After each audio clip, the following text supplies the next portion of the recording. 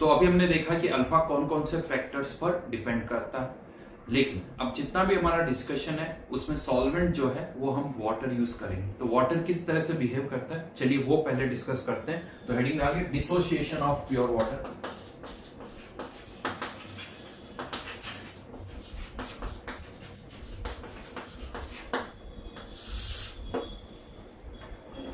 हम सभी को पता है वाटर जो है H2 आयोनाइज होता है H प्लस और OH आयन।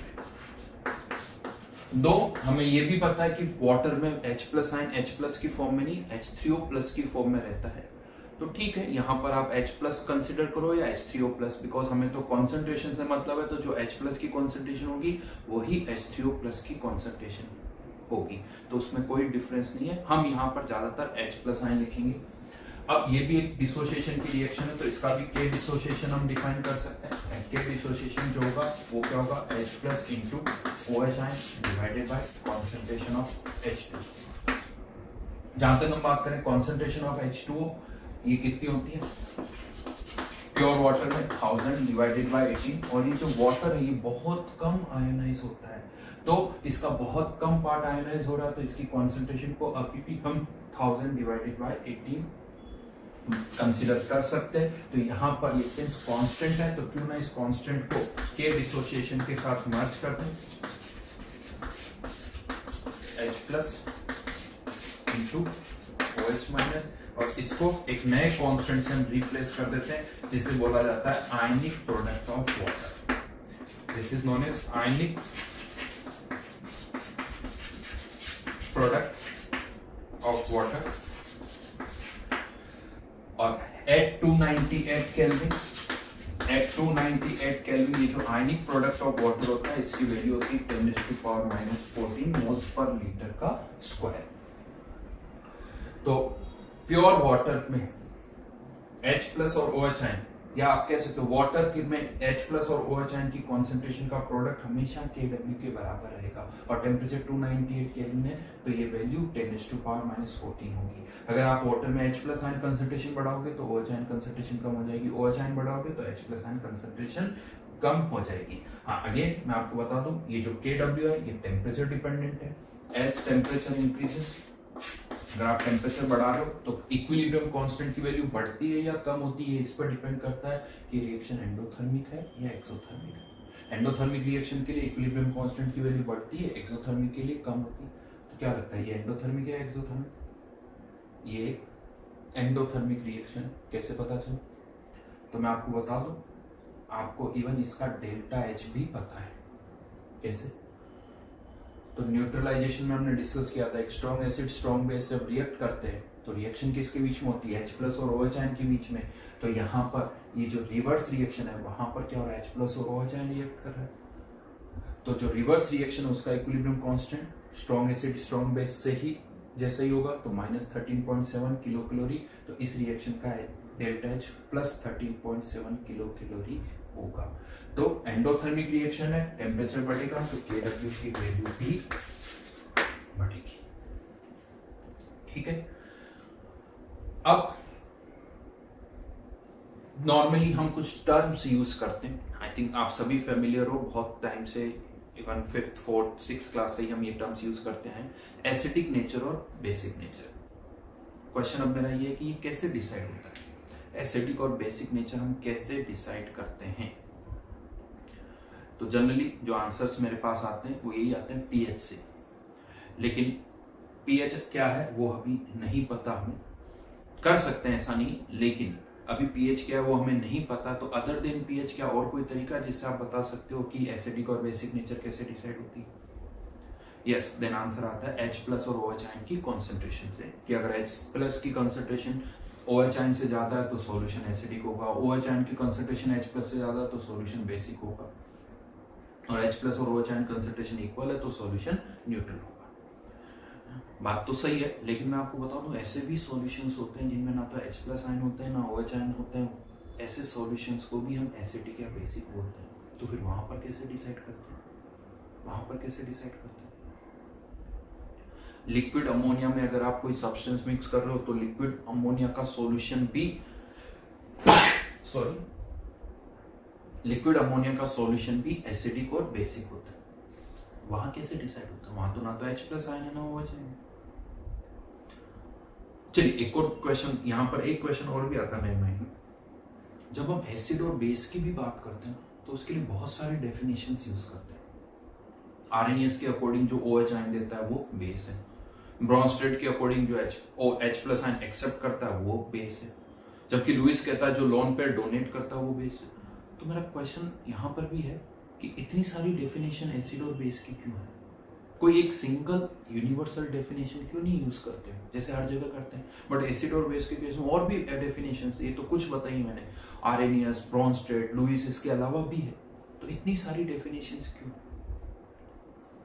क्या कोई सिंगल डेफिनेशन नहीं?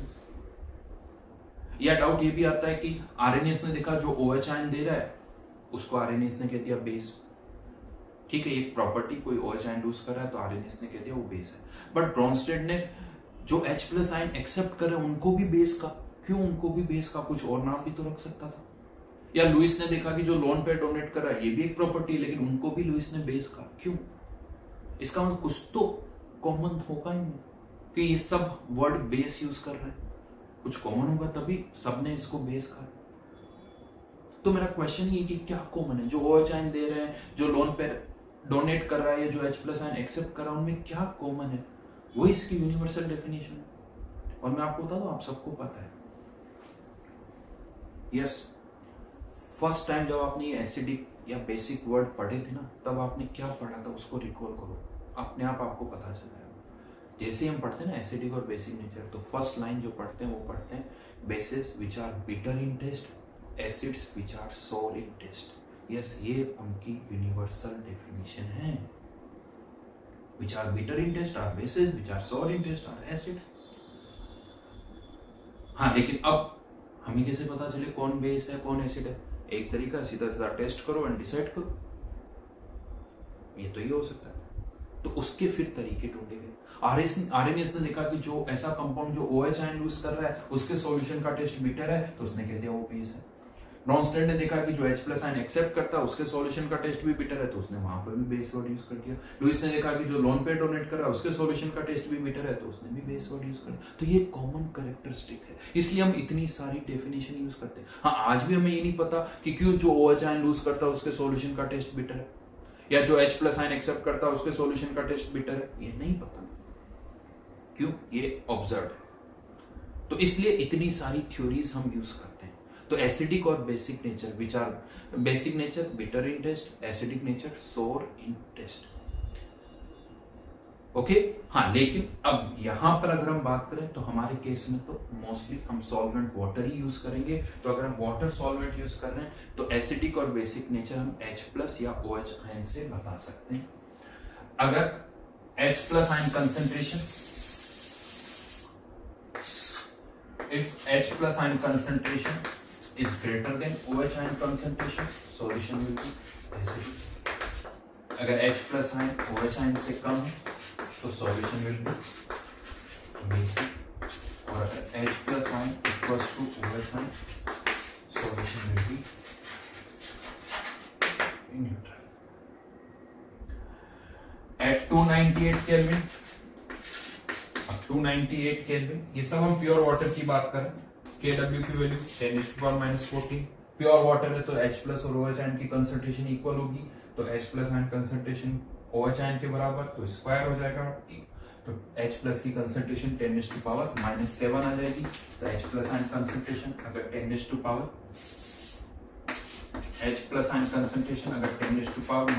है तो OH आयन कंसंट्रेशन भी 10⁻⁷ होगी, और सॉल्यूशन क्या हो जाएगा? अगर H प्लस आयन कॉन्सेंट्रेशन 10⁻⁷ से ज्यादा है तो OH आयन कॉन्सेंट्रेशन 10⁻⁷ से कम होगी, सॉल्यूशन विल बी एसिडिक। अगर H प्लस आयन कॉन्सेंट्रेशन 10⁻⁷ से कम है तो OH आयन कॉन्सेंट्रेशन 10⁻⁷ से ज्यादा होगी, सॉल्यूशन विल बी बेसिक। तो अगर कोई भी सॉल्यूशन एसिडिक है या बेसिक है, डिसाइड करना है, टेम्परेचर 298 केल्विन है, तो आप कंपेयर कर सकते हो। लेकिन अब यहां प्रॉब्लम होती है, ऐसा मुझे लगता है कि अगर H प्लस आयन कंसंट्रेशन 10⁻⁸ है तो समटाइम्स ये पता करना कि 10⁻⁷ से ज्यादा है या कम है, बहुतों के लिए ये मुश्किल हो जाता है, आसान नहीं होता, नहीं समझ में ही नहीं आता। और मैं एक और बात बता दूं, ये जो pH, ये जो एसिडिक और बेसिक नेचर वर्ड्स हैं, ये हम तो यूज कर ही रहे हैं जो मैथमेटिक्स के स्टूडेंट्स हैं, but other than mathematics student भी ये वर्ड यूज होता है, बायो वाले स्टूडेंट्स भी यूज करते हैं और भी यूज करते होंगे। अब आप सोच सकते हो उनके लिए तो शायद ये और भी मुश्किल हो जाए।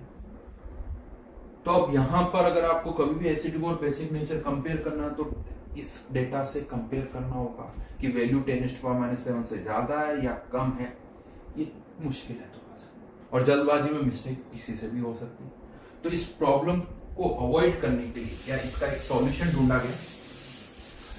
मुझे ऐसा लगता है कि इस पर्टिकुलर प्रॉब्लम को सॉल्व करने के लिए, सॉर्ट आउट करने के लिए एक तरीका ढूंढा गया, और वो तरीका है pH। क्यों? क्योंकि इसको जो डिफाइन किया गया ना, वो भी इसी तरह से किया गया ताकि ये प्रॉब्लम सॉल्व हो जाए। कैसे डिफाइन किया गया? Negative log of H plus. Yes, मैं आपको बता दूं, ये टर्म ऑन पेपर डिफाइन हुई। pH का कोई फिजिकल सिग्निफिकेंस नहीं है। What is pH? तो answer is negative log of H plus ion concentration. इससे पहले तो देखते हैं कि प्रॉब्लम कैसे सॉल्व हुई।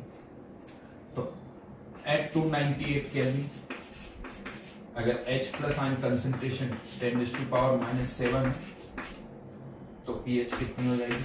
7। और सॉल्यूशन न्यूट्रल कह सकता हूं क्योंकि H प्लस आयन कंसंट्रेशन 10⁻⁷। और अगर H प्लस आयन कंसंट्रेशन 10⁻⁷ से ज्यादा है, फॉर एग्जांपल 10⁻⁵ ज्यादा ही है ना, तो pH कितनी होगी? 5। अगर H प्लस आयन कंसंट्रेशन 10⁻⁷ से ज्यादा है तो pH 7 से कम, सॉल्यूशन विल बी एसिडिक। और अगर H प्लस आयन कंसंट्रेशन 10⁻⁷ से कम है तो pH 7 से ज्यादा होगी, सॉल्यूशन विल बी बेसिक। अब बड़ा आसान हो गया। pH 3 है, सॉल्यूशन एसिडिक। 5 है, सॉल्यूशन एसिडिक। 10 है, बेसिक। 12 है, बेसिक। आसान, राइट? तो यस, मुझे और कोई लॉजिक नहीं दिखता pH वर्ड को डिफाइन करने। तो ये मैथमेटिकल टर्म है, इसी तरह से डिफाइन हुई है, इसका कोई फिजिकल सिग्निफिकेंस नहीं है, लेकिन हाँ इसको हमने इतना यूज कर लिया कि हमें लगता है कि यही सही टर्म है, इसका फील भी आता है बहुत, जबकि ऐसा नहीं है। कोई भी इंस्ट्रूमेंट डायरेक्ट pH मेजर नहीं करता है। एक्सपेरिमेंटली आप H प्लस आयन कंसंट्रेशन निकाल सकते हो और फिर इस फॉर्मूले में पुट करोगे तब जाके pH का डेटा आएगा। और मैं बता दूं, H प्लस बढ़ रही है तो pH कम होती है, नेगेटिव उल्टा फील है। H प्लस जितना ज्यादा होगा pH उतनी ही कम होगी। pH अगर 1 है तो ज्यादा एसिडिक है, 2 है तो कम है, 3 है तो जितनी pH कम है सॉल्यूशन उतना ज्यादा एसिडिक होगा, जितनी pH ज्यादा है सॉल्यूशन उतना ही ज्यादा बेसिक होगा। और यहाँ पर जैसे pH टर्म डिफाइन की उसी तरह से pOH भी डिफाइन कर सकते हैं, negative log of OH ion concentration. In fact ये तो यूं का तो एक फैशन सा भी हो गया। Fashion in the sense convenient भी है, वो भी मैं कह सकता हूँ। जैसे आप लोग ऑर्गेनिक में भी यूज करते हो pKa pKb, KKB का डेटा याद नहीं रखते हो, pKa pKb का, क्योंकि उनको याद करना आसान होता है। 2.35 4.36 तो याद करना भी आसान होता है। तो जहां कहीं भी आगे P लगा दिया उसका मतलब ही, P का मतलब नेगेटिव लो, ठीक है। देन फर्दर यहाँ पर H प्लस और OH आयन कंसंट्रेशन का जो प्रोडक्ट है वो था 10⁻⁻14। इसका भी अगर नेगेटिव लॉग ले लिया जाए तो negative log of H plus को pH plus negative log of OH ion का POH इक्वल्स टू pK, इसका नेगेटिव लॉग तो कितना आ जाएगा? 14। तो pH प्लस POH का सम जो है वो हमेशा 14 होगा। हाँ, अगेन फिर से कहूंगा एट 298 केल्विन। अगर pH बढ़ेगी तो POH कम होगी, POH बढ़ेगी तो pH कम होगी, सम 14 रहेगा। अच्छा, यहाँ पर जनरली स्टूडेंट्स को कंफ्यूजन होता है कि क्या सर pH 0 हो सकती है? हो सकती है। अगर H प्लस आयन कंसंट्रेशन 1 हुई तो pH 0 भी हो सकती है, POH भी 0 हो सकती है। Even H plus ion concentration अगर 1 से ज्यादा होगी तो pH नेगेटिव भी हो सकती है। तो ये तो हमने डिफाइन किया है। हाँ, सॉल्यूशन जितना ज्यादा एसिडिक होता है उतना मुश्किल होता है बनाना। बहुत ज्यादा एसिडिक सॉल्यूशन प्रिपेयर करना या बहुत ज्यादा बेसिक सॉल्यूशन प्रिपेयर करना इतना आसान नहीं है, बट किया जा सकता है। तो pH can be negative negative और ग्रेटर देन 14। बहुतों को लगता है कि पीएच जो है वो 1 से 14 के बीच में ही होती है, तो ऐसा नहीं है, नेगेटिव भी हो सकती है, 14 से ज्यादा भी हो सकती है। ठीक है, चलिए एक क्वेश्चन लिखिए।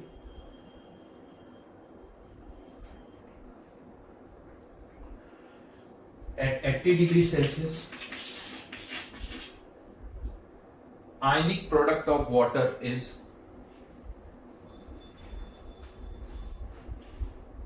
4 into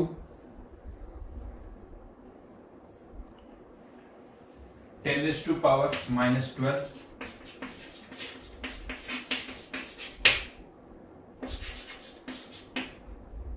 find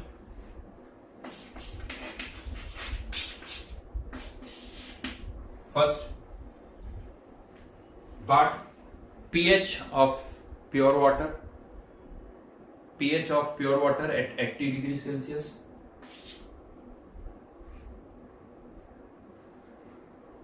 Second part, define a solution as acidic or basic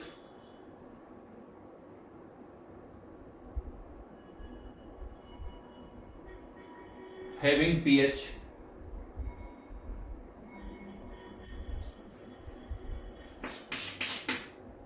5, 6.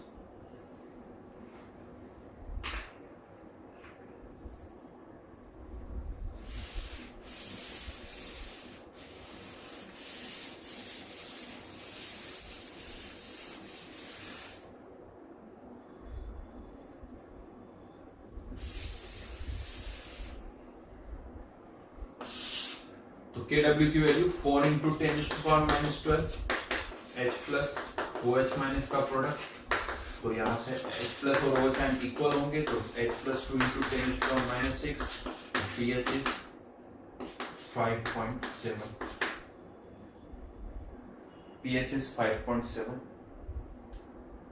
अगर pH 5.7 से कम है तो सॉल्यूशन एसिडिक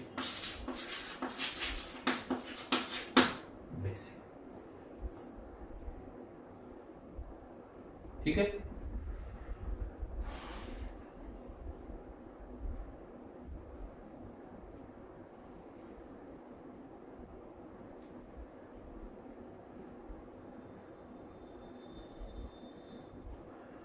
ओके आगे बढ़ते हैं। अब चैप्टर के मेन पार्ट पर आते हैं। जैसा मैंने कहा था 3 पार्ट में डिवाइड किया था, pH calculation, concept of indicator और थर्ड पार्ट था सॉल्युबिलिटी। तो सबसे पहले आते हैं पीएच कैलकुलेशन। अब यहाँ पर क्या होता है, कैसे ये चैप्टर केमिकल इक्विलिब्रियम से अलग है, ये एक और रीजन मैं दे रहा हूँ। यहाँ क्या होता है, जब आप पानी में कोई सब्सटेंस डालते हो एसिड या बेस, तो H प्लस या OH आयन आते हैं, वाटर से भी H प्लस या OH आयन आते हैं। तो यहाँ पर हमें 2 रिएक्शंस को एक साथ सॉल्व करना पड़ता है, समटाइम्स 2 से भी ज़्यादा। तो एक से ज़्यादा रिएक्शंस को एक साथ सॉल्व करना ये मुश्किल होता है, ये इनमें कैलकुलेशंस बहुत ज़्यादा होती है। समटाइम्स क्यूबिकल x की पावर 4 की इक्वेशंस बनती हैं जो कि हम सॉल्व नहीं कर सकते, तो हमें वहाँ पर कुछ ना कुछ अप्रोक्सीमेशंस करने होते हैं। तो अब हमें यहाँ पर ये देखना कि किस जगह पर हम कौन सा अप्रोक्सीमेशन कर सकते हैं। इनफैक्ट कुछ स्टैंडर्ड अप्रोक्सीमेशंस हैं जो कि एग्जामिनर को भी पता है और हमें भी वो पता होना चाहिए, क्योंकि एग्जामिनर को भी पता है कि हम ये इक्वेशंस नहीं सॉल्व कर सकते। तो कुछ स्टैंडर्ड अप्रोक्सीमेशंस है जो कि एग्जामिनर सोचता है कि आप इनको यूज करके प्रॉब्लम को सॉल्व करोगे, वो हमें पता होनी चाहिए। तो वो अप्रोक्सीमेशंस क्या है वो मैं आपको बताऊंगा। बट अब यहाँ क्या प्रॉब्लम, बहुत सारे केसेस बनते हैं, अलग अलग जगह पर हम अलग अलग अप्रोक्सीमेशंस यूज करेंगे, अलग अलग अप्रोक्सीमेशन हम यूज करेंगे। तो कहाँ पर कौन सा अप्रोक्सीमेशन यूज करना है ये हमें पता होना चाहिए, यहाँ मेनली प्रॉब्लम होती है। इवन अप्रोक्सीमेशन अब यहाँ पर डेटा पर डिपेंडेंट होता है कि K की वैल्यू कितनी है। K डिसोसिएशन 10⁻³ है तो अप्रोक्सीमेशन अलग होगा, 10⁻5 है तो अलग होगा, 10⁻10 है तो अलग होगा, 10⁻15 है तो अलग होगा। तो यहाँ पर अब वैल्यूज बड़ी इंपॉर्टेंट होगी, कॉन्सेंट्रेशन का डेटा बड़ा इंपॉर्टेंट हो गया कि 0.1 कॉन्सेंट्रेशन है या 10⁻³ है या 10⁻⁷ है या 10⁻⁻10 है। तो यहाँ पर क्वेश्चंस में डेटा से आपको उसका तरीका पता चलेगा। जबकि यही थर्मोडायनेमिक्स में जब हम क्वेश्चंस करते थे तो हम वहां पर क्या वर्ड्स ढूंढते थे, रिवर्सिबल है या इरिवर्सिबल है, आइडियल है या रियल है, आइसोथर्मल है या आइसोकोरिक है। काइनेटिक्स में क्या देखते हैं, फर्स्ट ऑर्डर है या सेकंड ऑर्डर है या थर्ड ऑर्डर है या पैरेलल। तो यहाँ पर डेटा आपको देखने पड़ेंगे। हर एक क्वेश्चन में इक्विलिब्रियम कांस्टेंट गिवन होगा, कॉन्सेंट्रेशन गिवन होगी, ये तो सब में होगा, बट वैल्यूज के अकॉर्डिंग उनको हम अलग अलग तरह से सॉल्व करें। तो इसको थोड़ा आसान बनाने के लिए मैं एक काम कर रहा हूँ, पहले आपको कितने केसेस है वो बता रहा हूँ ताकि हमें याद रहे कि इतने सारे केसेस हमें याद रखने हैं। तो एक फुल पेज यूज करिए रजिस्टर का और हॉरिजॉन्टली वहां पर केसेस बनाइए जो मैं यहां पर लिख रहा हूं।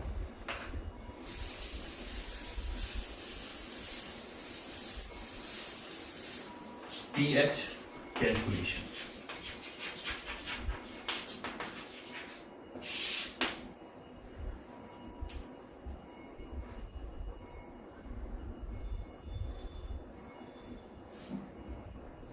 तीन पार्ट में इसको हम डिवाइड करेंगे।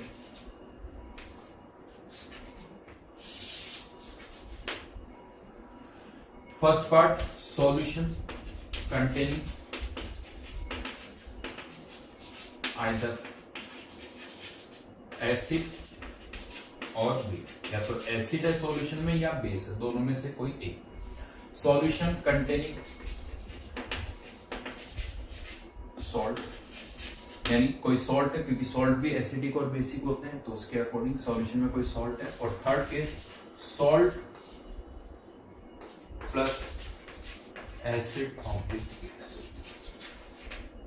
जिसे हम बफर सॉल्यूशन बोलते हैं। क्यों बफर बोलते हैं ये आगे चल के पता चलेगा, बट हाँ third category is buffer solution. तो ये तीन पार्ट है, solution containing either acid base, दूसरा है सॉल्ट कंटेनिंग सॉल्ट, इसे सॉल्ट हाइड्रोलिसिस भी बोल देंगे, और थर्ड बफर सॉल्यूशन। पहले इसकी बात करते हैं। अगर सॉल्यूशन केवल एसिड और बेस ही है तो ऐसा हो सकता है कि वो एक ही एसिड या एक ही बेस हो, कंटेनिंग ओनली वन एसिड और one base, containing more than one acid और बेस,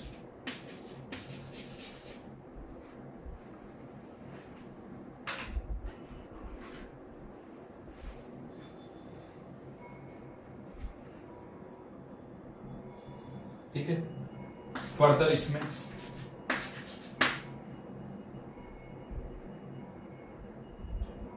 अगर एक ही एसिड है तो वो मोनोप्रोटिक भी हो सकता है, मोनोप्रोटिक मतलब जो एक ही H+ आयन देते हैं।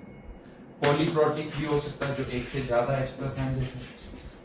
एसिड के लिए वर्ड मोनोप्रोटिक, पॉलीप्रोटिक। बेस के लिए वर्ड यूज होते हैं मोनोहाइड्रोक्सिक और पॉलीहाइड्रोक्सिक। मैंने केवल एसिड वाले वर्ड रखे। मोनोप्रोटिक अगर है तो इसमें भी दो केसेस बन सकते हैं कि क्या वो स्ट्रॉन्ग एसिड है या वो वीक एसिड है। क्या वो स्ट्रॉन्ग है या वीक है, इनमें भी आगे केसेस बनेंगे। स्ट्रॉन्ग एसिड की पीएच फाइंड आउट करनी तो उसके भी दो तरीके हैं। वीक एसिड की पीएच फाइंड आउट करनी उसके चार केसेस और बनेंगे, यानी चार अलग अलग तरह से यहाँ पर हम पीएच फाइंड आउट करेंगे, यहाँ दो तरह से। ये केसेस क्या होंगे वो भी हम डिस्कस करेंगे आगे डिटेल में। अभी बस ये याद रखो यहाँ दो केसेस है, यहाँ चार केसेस है। पॉलीप्रोटिक एसिड, इनकी पीएच फाइंड आउट करनी तो इसके भी तीन अलग अलग तरीके, यानी यहाँ पर तीन केसेस बनेंगे, तीन अलग अलग केसेस होंगे यहाँ पर। जहां तक मैं बात करूं मोर देन वन एसिड, यहाँ पर भी तीन केसेस बनेंगे। कैसे? दोनों ही स्ट्रॉन्ग हो, मोर देन वन, दोनों strong acid plus strong acid, week acid plus strong acid, और या दोनों ही वीक। हाँ, एक तो मैं बता दूं यहाँ पर मोर देन वन में भी मैंने दो ही काउंट किए, क्योंकि दो से ज्यादा अगर एसिड या बेस आ रहे हो तो फिर सॉल्व करना बहुत मुश्किल हो सकता है। तो मोर देन वन यानी ओनली टू। मैंने एसिड के केसेस लिखे, आप बेसिस भी सोच सकते हो, यानी दोनों ही बेस हो, दोनों स्ट्रॉन्ग बेस हो, दोनों ही वीक बेस हो, और एक वीक और एक स्ट्रॉन्ग बेस हो। तो ये टोटल 3 + 3 + 4 + 2 टोटल 12 केसेस यहाँ पर हैं जिसमें हम पीएच फाइंड आउट करेंगे। ये आपको याद रखना। देन सॉल्यूशन कंटेनिंग सॉल्ट, कोई भी जो सॉल्ट होता है ना, हम कहते हैं वो भी किससे बनता है, एसिड और बेस की रिएक्शन से। एसिड और बेस की रिएक्शन से सॉल्ट बनता है। अब एक सॉल्ट स्ट्रॉन्ग एसिड और स्ट्रॉन्ग बेस से भी हम बना सकते हैं। इसकी पीएच, इसका एग्जांपल मैं लिख देता हूँ NaCl। इसकी पीएच कैसे फाइंड आउट करेंगे वो देखेंगे। स्ट्रॉन्ग एसिड वीक बेस से भी एक सॉल्ट बनता है जैसे NH4Cl। इसकी पीएच कैसे फाइंड आउट करेंगे, weak acid strong base CH3COONA, और दोनों ही weak acid plus weak base NH4Cl। और भी एग्जांपल्स है, मैं एक एक एग्जांपल लिखता हूँ। फर्दर कुछ सॉल्ट्स ऐसे भी होते हैं जो कि H+ आयन दे भी सकते हैं और H+ आयन ले भी सकते हैं, ऐसे सॉल्ट्स को बोलते हैं एम्फीप्रोटिक सॉल्ट। इसका भी एक एग्जांपल लिख रहा हूं मैं, NaHCO3। यस, आप एम्फीप्रोटिक वर्ड यूज कर चुके हो। एम्फीप्रोटिक ऑक्साइड्स, उनका भी नेचर ही होता है जो एसिड बेस दोनों से रिएक्ट कर सके, एम्फोटेरिक ऑक्साइड। यहां पर हम वर्ड यूज करें एम्फीप्रोटिक, जो H+ आयन दे भी सकता है, H+ आयन ले भी सकता है। मीनिंग वही है बट वर्ड्स अलग अलग है, एम्फोटेरिक और एम्फीप्रोटिक। ये 5 केसेस हम यहाँ पर डिस्कस करेंगे। देन आता है बफर सॉल्यूशन, बट बफर के केसेस मैं आपको बाद में बताऊंगा, खाली जगह छोड़ दीजिए, आप वहां पर बाद में लिख सकते हो, क्योंकि उसके लिए पहले मुझे कुछ एक्सप्लेन आपको करना होगा। ठीक है, तो ये केसेस है जहां पर हम पीएच फाइंड आउट करेंगे। ओके, तो स्टार्ट करते हैं सबसे पहले फर्स्ट पार्ट से, pH of a strong monoprotic acid. ठीक है,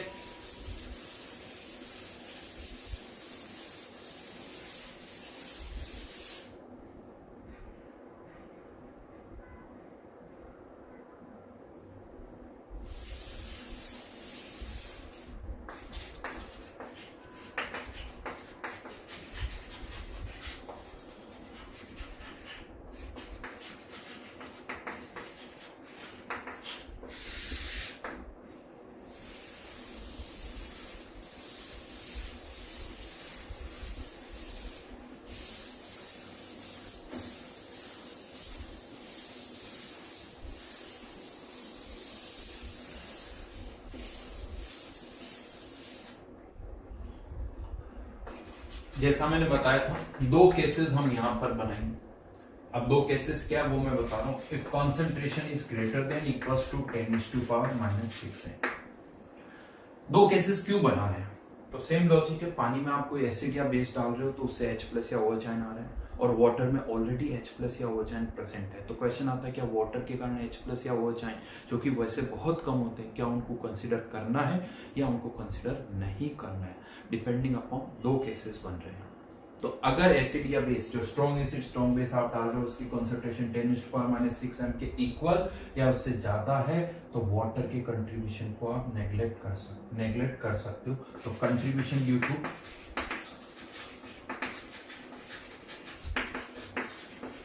water can be neglected.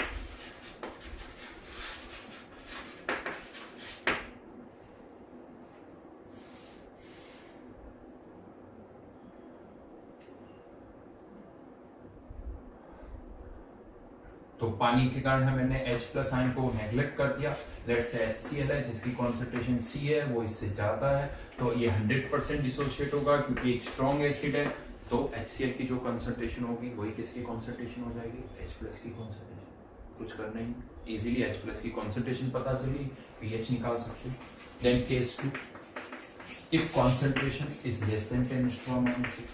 हाँ, अगर आप ये सोच रहे हो ये क्राइटेरिया कहाँ से आया, तो वो अपने आप ही समझ में आ जाएगा, कोई प्रॉब्लम नहीं, ऑटोमेटिकली आपको समझ में आ जाएगा। तो अब कंसेंट्रेशन अगर 10⁻⁻6 m से कम है, तो जो एसिड आपने डाला वो भी बहुत कम डाला है। तो अब हम यहाँ पर वाटर के कारण H+ को नेग्लेक्ट नहीं कर सकते। तो contribution due to water can not be neglected, लिख दीजिएगा, कैन नॉट बी नेग्लेक्टेड। तो अगर HCl है, उसकी कॉन्सेंट्रेशन C है, तो इससे H+ आयन कितने आ जाएंगे, C। लेकिन ये तो केवल HCl के कारण आए, वाटर से भी तो H+ आयन आ रहे हैं। तो अब क्वेश्चन आता है वाटर से H+ आयन कितने होंगे, क्या 10⁻⁻7। हाँ, यहाँ पर थ्रू आउट टेम्परेचर 290-80 हम बात कर रहे हैं, वही सोच के ही सारे क्वेश्चन हम करेंगे, ऐसा ही होता भी है। तो वाटर के कारण H+ आयन क्या 10⁻⁻7 नहीं, क्योंकि 10⁻⁷ तो तब है जब प्योर वाटर हो। यहाँ पर वाटर के साथ आपने क्या डाला, एसिड, तो इस एसिड का वाटर पर क्या लगेगा, कॉमन आयन इफेक्ट। अब ये वाटर उतना डिसोसिएट नहीं होगा, तो क्या करें, H+ आयन ऑलरेडी HCl के कारण कितने C, ये लिख दीजिए, मतलब आपने क्या लगा दिया, कॉमन आयन इफेक्ट। अब मान लेते हैं पानी से H+ आयन कितने हैं, X, तो OH आयन भी कितने हो जाएंगे, X। सॉल्यूशन में अब H+ आयन कंसंट्रेशन कितनी हो जाएगी, C+X Kw, जो कि हमें पता है 10⁻⁴। अगर C पता है, एसिड जो आप डाल रहे हो, तो X के लिए सॉल्व कर सकते हो। यहाँ पर C की वैल्यू पुट करिए, X के लिए क्वाड्रेटिक बनेगी, जिसे सॉल्व करिए। लेकिन याद रखना X फाइनल आंसर नहीं है, H+ आयन कंसंट्रेशन कितनी होगी, C+H। क्या मिस्टेक होती तो इसको अच्छी तरह से याद रखना। तो ये दो केसेस हैं, वाटर का कंट्रीब्यूशन यहाँ कंसिडर किया है, यहाँ वाटर का कंट्रीब्यूशन हमने नेग्लेक्ट किया। और यहाँ पर मैं बता दूं ग्रेटर देन इक्वल टू यहाँ है, तो इसको ऐसे ही याद रखना कि ग्रेटर देन इक्वल टू और यहाँ लेस देन। चलिए क्वेश्चन लिखिए, फाइंड pH ऑफ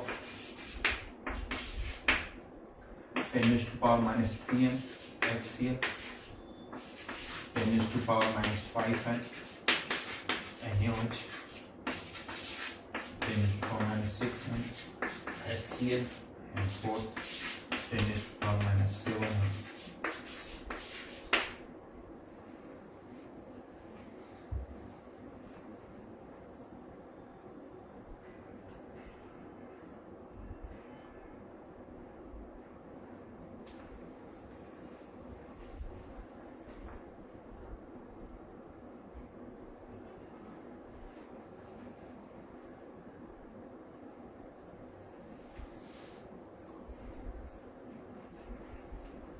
कह सकते हो ये तो बहुत आसान है। केस 1 100% डिसोशिएट होगा, तो H+ आयन कंसंट्रेशन 10⁻⁻3, तो pH कितनी हो जाएगी इसकी।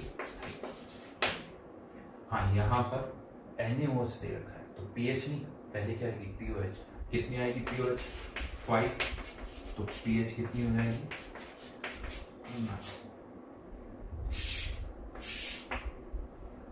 थर्ड पार्ट ये भी केस 1 को ही बिलोंग करेगा, तो इसकी pH कितनी हो जाएगी, हाँ लेकिन ये किसको बिलोंग करा, केस 2 को। चलिए सॉल्व करके देख लेते हैं। 10⁻⁻14, 10⁻⁻7 plus x into x, x² plus 10⁻⁻7x minus 10⁻⁻14 equals to 0। Quadratic solve करो, x equals to 10⁻⁻7 minus b plus minus b² 10⁻⁻14 plus 4 into 10⁻⁴। अच्छा, एक तो मैं आपको बता दूं हमारा आंसर नेगेटिव तो आ ही नहीं सकता, तो यहाँ पर माइनस है ये टर्म, तो ये प्लस ही होगा। यहाँ पर दोनों जगह माइनस नहीं हो सकता, तो यहाँ पर माइनस को आप हटा दो। अब इसको आपको सॉल्व करना है, तो ऐड हो जाएगा √5। वैसे तो √5 की एग्जैक्ट वैल्यू 2.23 होती है, बट थोड़ा सा यहाँ पर अप्रोक्सीमेट करते हुए 2.24 ले रहा हूँ, तो ये वैल्यू क्या हो जाएगी, √5 इंटू 10⁻⁻7 लिख देता हूँ फिर, √5 इंटू 10⁻⁻7 डिवाइड बाई 2। सॉल्व करो तो ये वैल्यू आ जाएगी 0.62 इंटू 10⁻⁻7। ये वाटर के कारण H+ आयन आएंगे, जो कि 10⁻⁻7 नहीं उससे कम हो गए। क्यों? Because of common ion effect. तो H+ आयन कंसंट्रेशन कितनी हो जाएगी, दोनों H वाटर के कारण और HCl के कारण ऐड कर दो, तो 1.62 इंटू 10⁻⁻7। pH निकालने के लिए 7 माइनस log 1.62, इसकी वैल्यू या तो कैलकुलेटर या लॉग टेबल से देखनी होगी। ये वैल्यू जनरली आती है 6.7।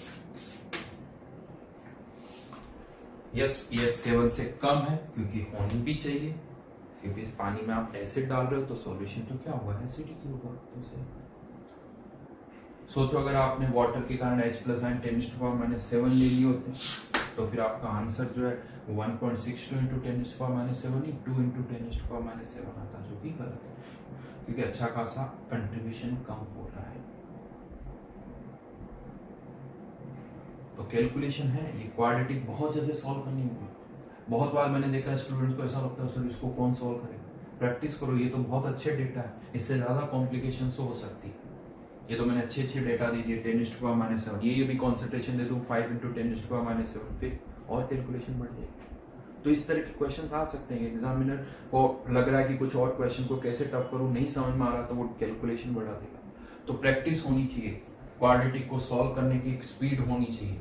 स्क्वायर लेना, स्क्वायर रूट निकालना, ये नहीं कि सोच रहे हो स्क्वायर रूट कितना होगा, आप पहले से तैयार हो। बहुत सारी क्वेश्चन आप पहले से तैयारी कर लो। एक बार यहाँ पर जैसे अभी आपको प्रैक्टिस करनी 10⁻⁷, एक बार 2 × 10⁻⁷, एक बार 3 × 10⁻⁷, एक बार 4 × 10⁻⁷, बहुत सारी क्वेश्चन बन सकते हैं। यहाँ 10⁻⁻14 है, 5 × 10⁻⁻14, 6 × 10⁻⁻14, 7 × 10⁻⁻14। यस, मैं आपको बताऊं तो कैलकुलेशन आपकी बहुत अच्छी होनी चाहिए। अगेन इस चैप्टर में through out physical chemistry calculation बहुत इंपॉर्टेंट है, बट यहाँ पर भी और ज्यादा है। तो आपको पता होना चाहिए कि हाँ इसका स्क्वायर क्या है, इसका स्क्वायर रूट क्या, नियर बाय वैल्यूज पता होनी चाहिए, कहाँ छोटा मोटा अप्रोक्सीमेशन कर सकते हैं वो हमें पता होना चाहिए।